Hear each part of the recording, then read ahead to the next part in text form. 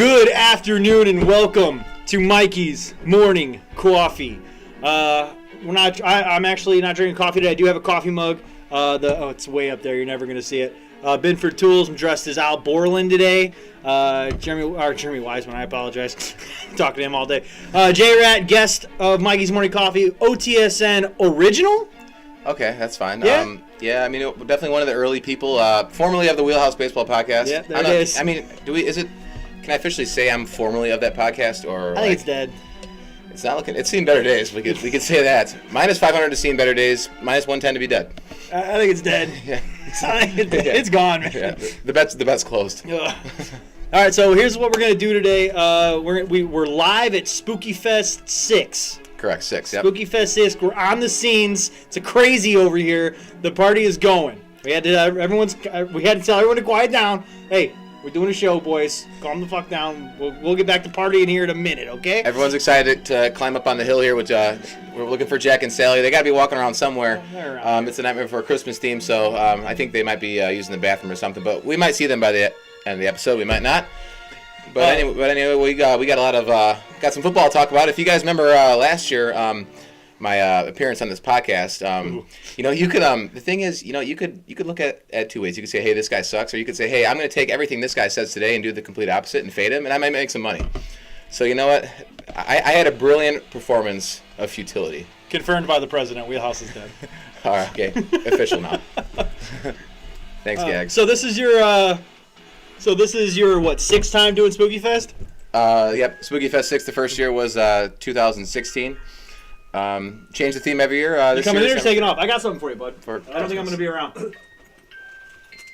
Try not to be on camera. You're fine. Oh, fuck yeah.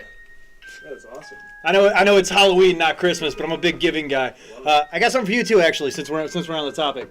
Did you get to go to the Day of the Dead game at the White Sox? Oh no, they gave a bobblehead, right? Stop it. We were there. What are you talking about? We were at that game? With you. That's the game you and T-Walk went to. Oh, we didn't get in time. No. That's right. Because we just had to sit in the parking lot. Hell yeah. It's all yours, bud. Spooky and White Sox, and I got like 4 or 5 bobbleheads this year. I've been starting to collect them now. Wow, what a guy. Yeah, it's all yours, bud. Oh, man. Enjoy those too. Okay. I figured you were the guy for those. Good luck seeing out of those all night. Just for pictures. I mean, you did kind of owe me something, right? For me to have the privilege of recording at Spooky Fest. Yeah, I owed you. That's. I'll be here for like an hour and a half. I won't be here all night. I got another party to go to. Okay. I might be back before you. All right. I'm gonna hang around for probably about 5 beers. That's what I got left. I'll hop on live. All right. I'll show some support. Thanks, man. All right. Well, that was Bogus. Gags, since you want. Oh, Bogus, he wants to see your face.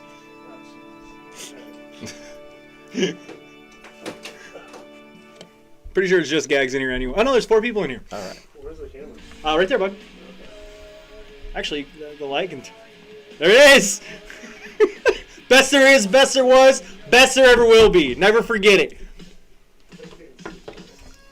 Yeah, good luck seeing out of those. They're great for sunlight, terrible for moonlight. All right, let's jump into this. So Rat has 2 games.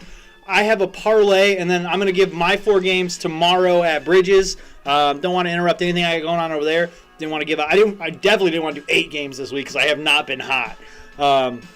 So let's get into Rat's first game. Unless you have anything else to say about Spooky Fest. Yeah, it starts at 8 p.m. Make sure if you bring a girl with you, they're accompanied by at least 4 other guys to keep the ratio consistent. Guys that come for free, girls, there's a $10 cover. There you go, the cover charge is what I was going to bring up. Yeah. All right, so first game, Panthers versus Falcons. I think this is one of the games I'm going to talk about in mine and Gags head-to-head tomorrow. Okay, yeah, so Panthers Falcons. So obviously, you know what? Probably not many people from Northwest Indiana chose to watch the Panthers Giants game last week. Obviously, 2 bad teams not from around here. You're probably not gonna watch the game. But if you did, you would have. It was a shit show. You probably would have turned it off in 5 seconds, right? The Giants had everyone out. I think Saquon was out. Kadarius Toney was out. Galladay was out. They were just. But what happened? Panthers still couldn't do anything. No. They gave a bunch of points. And they couldn't move the ball at all. Sam Darnold, they got benched in the second half.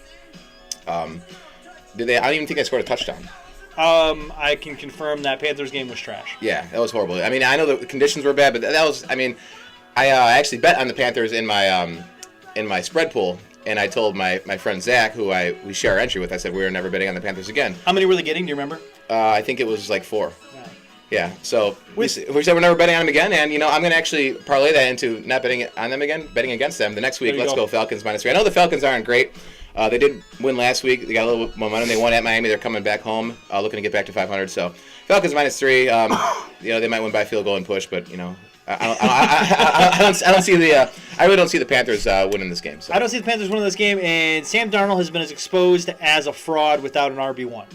Yeah, and that's ever since McCaffrey went down, look what's happened. I mean, Hubbard's got his fantasy points in there here and there, but they're not winning games. And Darnold he started with like 3 really good games, and his 3 last games have been absolutely terrible. So, I mean, he should prove to the bettors that he's going to turn around, before they start betting on him again. Yeah, I need some solid proof. Is Hubbard on RB1 somewhere, or is he always going to be a 2? My team's on RB1. No, I think he's a 2. He obviously doesn't have the talent that McCaffrey does. He might be a low end RB1 if he has the matchup. But until that offense starts to click, or Darnold can alleviate some of the pressure off him, I think you got to think him as a 2. Yeah. All right. Next game we're talking about here. Excuse me. Cowboys versus Vikings -3. I think this is one of the games. I think Gags might have this game. This is a game that'll be talked about tomorrow as well. Taylor. Okay, so basing this off of the Cowboys are pretty hot. Pretty hot. Yeah, 5 in a row. I mean, they haven't beat great teams. They kind of eked out wins against mediocre-ish teams. But that being said, they have won 5 in a row. Or is it 6 in a row or 5 in a row? I think they're 5-1 because they had a bye. Yeah, they had a bye. Yeah, they had a bye. Okay, so they're 5-1. They're playing good football right now. They got some fresh legs coming off the bye. That offense is just. CeeDee Lamb is on fire. Yes, he is. Dak's looking, like the Dak of old. They got a lot of momentum coming in this game, and then the Vikings, they're who really knows with them. They I feel like they're kind of a Jekyll and Hyde team, but for the most part, they've had more bad games than good. It took them a 54-yard field goal as time expired to beat my Lions, who are unanimously the worst team in the league. And I don't know. I'm giving you a run for your money. They're the only winless team. So I know about being winless. We did go 0-16. I'm starting to worry about that feeling. Never went 0-17 yet, though. Might be the first 0-16 and 0-17 team. But yeah, so the Vikings barely beat the Lions. I know they didn't have Dalvin Cook in that game. That was a few weeks ago. But still, that's the Vikings are kind of in turmoil. I feel like they had a horrible game against the Browns recently. Like I said, barely beat the Lions. I don't know about them this year. I feel like they're kind of it might be time to blow things up in Skull territory. I mean, like they've given it their run with Cousins and their 2 good receivers and all that, and Justin Jefferson is a stud.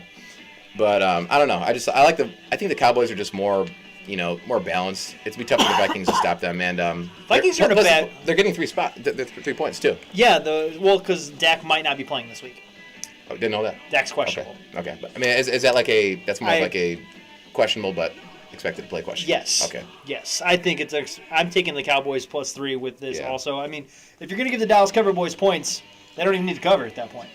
Yeah. I mean, what are we talking about here? Yeah, I know. I mean, just before I even was looking at the spreads, I'm like Cowboys at Vikings. I would expect the Cowboys to be favorites. I'm like, okay, that must be why because Dak's questionable. But like I said, it's probably one of those. How many guys are questionable each week that end up playing? Yeah, most of them. Dude, go through your fantasy lineup. Just put them at probable. Just go for the love of God. Fantasy lineup, questionable. I mean, my fantasy lineup is littered with red Qs. All right, we're going to come back to this. Bogus is snapping me for some reason. And I'm going to throw so it's a great segue because you said you're probably the worst team in the league. The Denver Broncos lost to the Browns, the entire backup team to the Browns, basically, on Thursday night. It was pathetic. So my parlay for the window, which is not going to change for tomorrow, I'm going to reveal this tonight. Heineke passing yards under 274. Bridgewater passing yards under 249. Heineke over half of interception. Bridgewater over half of an interception. Antonio Gibson anytime touchdown. This is fun. Antonio Gibson has scored 3 times. He scored 1 touchdown in the last 3 weeks. Okay. The Broncos have not had a running back touchdown, a rushing touchdown in 4 weeks. The Broncos haven't. The Broncos have not had a touchdown scored by a running back in 4 weeks. So Melvin Gordon not doing great fantasy owners. No.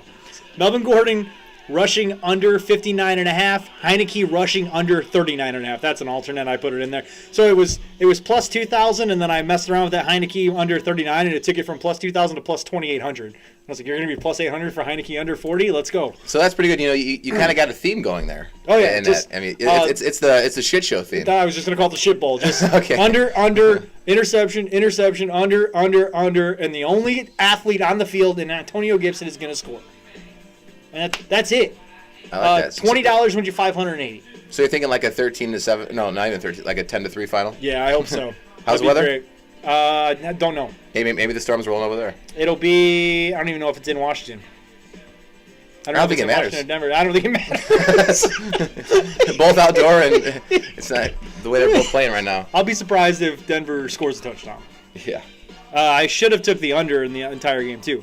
But honestly, if you have all those picks in and you throw under, and it's not going to adjust it that much because the book knows that this is all under things. You know. Well, I also thought the Heineke under 40 wasn't going to move it, and moved it 800 points. Yeah. And it's just like, well, I don't know. You're going to give points away. If you throw the under in that's like doing an NBA same game parlay where you take a guy to get 3 3-pointers and to get over 10 points. I've tried that. I've tried that many times. Don't worry. FanDuel's just like, all right, bud, I'm on to you. There's no fool in the books. I get it, bud. Okay.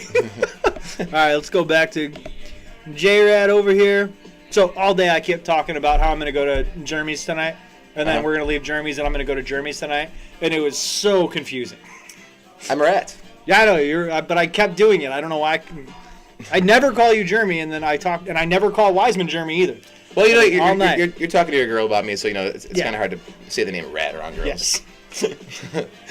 It thinks me as a rodent. All right, so this is interesting. Rams minus 16.5 versus the Texans. So how many spread? I think there's 5 games in double-digit spreads this week. This week, I thought last week was bad. This week is atrocious, and bad football is a pandemic in the NFL. It was tough to watch last week. Oh my God, how bad was it? I feel like there wasn't many touchdowns scored. Like the Chiefs scored 3 points. Yeah. You know there's bad football. Yeah, I can't stand announcers or commentators. Not even commentators. What would you call a talk show NFL host? Talk show like a analyst. Okay, an analyst. So I can't stand analysts sitting there going, Patrick Mahomes is dead. They need to blow that team up. Patrick Mahomes is done. It's like, dude, what are we talking about here? It's Patrick fucking Mahomes. Yeah, it's like you set the bar that high. It's like people don't really people forget that you're human. Yeah. Like he came in his first year ever as a starter in the NFL. Like he dominated, and then he won the Super Bowl as either his second or third year as a starter. I want to say, right? Yeah, it's close. Yeah, it was early. It was early. So and obviously last year he made it to the Super Bowl and lost. He's not just going to dominate every year. I mean, it's even Brady's had down years, you know. Yeah, and he's in a dog shit division. Yeah, it'll be up to him. Oh, for sure. It'll be up to Mahomes, you know, because there's obviously coaches making adjustments to him. You know, the all-time greats, the Brady's, the Breezes, whoever you want to call. I'm not going to say Aaron Rodgers because Gags is watching. He's going to come at you for that, by the way. But the Matt Staffords. They make their You're not wrong now, by the way. They make their adjustments. It's like, because even all-time greats, they have their down years. The coach, around the league, they'll make their scouting reports, their game plans. They might have a down year, but then they come back the next year and they're just as good as they were, or even better. So we'll see what happens if Mahomes can make those adjustments later in the year or next year. So I know you're not playing the spread in this game, but would you take Rams minus 16 versus the Texans? Didn't throw a touchdown last week. No, I don't think I would. I think whenever in my spread pool, I always kind of lean toward the underdog in those, just because it's the NFL. You do get those outliers where it's crazy, but in the NFL, it's not like college. Yes. They kind of. It's not maybe anything more than 10. I don't really do. And for example, I took the Lions against the Vikings. I think it was a 7.5 or something. And I just watched the Lions get their shit kicked in the whole game, and then they made it close at the end. And they took a lead. I'm I was upset and mad. The whole game watching them. I'm but I still had those 7 points, and they ended up only losing by 2. And I was like, yeah. But the last 3 minutes, it was a lock. Well, I did this. It was the Texans. I did Colts at Texans at Colts. It was minus 12.5 that morning, and I took the 12.5 points, and the Colts blew them out. Yeah. It was just like, yeah, I actually what are we doing? Yeah, I parlayed, taking the Lions as a big underdog that week to the Texans the next week, and then they got blown out. So, there are outliers, but for the most part, those big, like, over 10, 13-point spreads in the NFL, they scare me. All right, you want to talk about your two? So you have this isn't a same game parlay, just individual. No, bets for this game. yeah. Do with it what you want. Same game here. So Higbee over 39 yards and or a touchdown. 39.5 is the true over under. That's the minus 110. Touchdown is a plus 170. The thing that jumped out to me here was that the Texans, they allow the opposing tight ends are just having field days against them. Yes. If you go back and look at the schedule, 60 yards, 80 yards, touchdown. And Higbee's no slouch. He's probably a third option on that team. Or even a 4, but he's a red zone target. I think the 170 is definitely worth it. I would lean even more toward that. I would just I like the plus 170 even more. He's I like that a lot. Texans get a lot of points to tight ends. He's a good tight end. Stafford's on fire right now for the Rams. It's stars are kind of aligning for a good game for Higbee. And you hit the nail on the head here when you said Higbee's a third option. So the Rams might be way up at the end, and Stafford might be not trying to pad his stats. Hey, drop a couple balls to Higbee. The Texans suck at guarding tight ends. Chip away, chip away, chip away. You got your 40 yards already, and he's a red zone target. I wish I would have looked up how many times he's actually scored in the last couple weeks, but and like you said, he scored 2 weeks ago, but he did score last week. But I think like 2 and maybe 2 weeks ago and 4 weeks ago he scored. So well, there you go, 2 weeks. Let's go. Tyler Higbee get in the end zone. Let's go. So like you said, third option. So obviously we all expect the Rams to be up comfortably at the end of the game. To the point where Cooper Kupp isn't on the field anymore. But Higbee's big guy, he'll still be out there. Yeah. Stafford might not be out there, but they might even go to the backup and Higbee will still be out there. Your tight ends will be in there. Your tight ends don't come out. Those are your workhorses. All right. So I'll throw these back up at the end of the show here, and then we will throw. I can't do that. Mother bless America. Okay. Let's hide. Give me 1 second here, and we're gonna throw a Rats parlay up. So your same game parlay. Yep. So speaking of tight ends, there you go. T.J. Hockenson, baby. He's all we got, baby. Yeah, all we got. Yeah, one of like the 2 reasons maybe him and DeAndre still have to watch Lions football this year. So speaking of Hockenson, so same game parlay, we're gonna go Hockenson over 51.5 receiving yards. Hockenson touchdown. Love that, by the way. So he's Hockenson. I drafted him like 10th round-ish. He's actually been kind of a disappointment. So I'm basing my bet on this off the he's due argument. Obviously that's always a reach. The he's due. In betting you got either 2 angles. It's either he's due or look what he's done recently. He's hot. So he's due or he's hot. I'm gonna go he's due on this one. He hasn't scored since week 2. The Lions are back at home now. The Eagles aren't very good. Last week the Eagles allowed 60 yards and a touchdown to the opposing tight end of the Raiders. Darren Waller was out, so his name is Foster Moreau. Never heard of him. 60 yards and a touchdown. So, I consider... 60 yards and a touchdown? Yeah. I consider Derek Carr obviously better than Jared Goff, but T.J. Hawkinson's better than Foster Moreau. So it might all, we're balancing the scales. It might all balance out. I'm expecting Hockenson back at home. And I'm only asking for 52 in a touchdown from Hockenson. So, yeah. I feel like, he hasn't gotten the targets lately. Jared Goff's, he might be getting to a zero in the locker room. Give me some targets. Hey, we're losing every game. Do something different. Give me more targets. Yeah. I mean, insanity. We're working with insanity. Throw me the ball. Yeah, Hockenson should be telling Jared Goff what to do, not the other way around. So I got 2 Lions legs in the same game, and we also got 2 Eagles legs. Devontae Smith over 61.5 receiving yards. That's the true over under. So the Lions the last 3 weeks have been getting absolutely gashed by opposing wide receiver ones. Last week was Cooper Kupp. I think he had like 600 yards and 4 touchdowns. Yep. And then Jamar Chase, I know he had 100 yards. And then the week before that, Justin Jefferson just absolutely went off at the loss against Minnesota. So I know Eagles are kind of like Jalen Hurts isn't playing great. Smith hasn't really broken out yet. If there's any chance, every really good receiver that has a breakout game in their rookie year, I think Smith is one of those guys. This is his coming out party. Smith might just go off for like over 100. The over-under is only 61.5. I like him getting 62. 61's kind of chump change for a receiver too. If you're trying to make a statement in the NFL, especially with the whole and the way the Lions have been giving up big plays this year, he might just rip one off and get it all in one play. So, Wouldn't hate that. That'd be the worst thing for this parlay. He's what he's one of those guys. He's got that elite speed. He can get behind the defense. A deep ball here or there, couple dump downs. I think this can kind of be a close game. So I don't think it.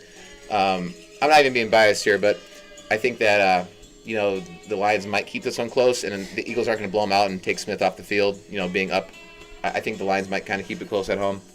So yeah, I think Smith will be on the field all 4 quarters and definitely getting over 61.5.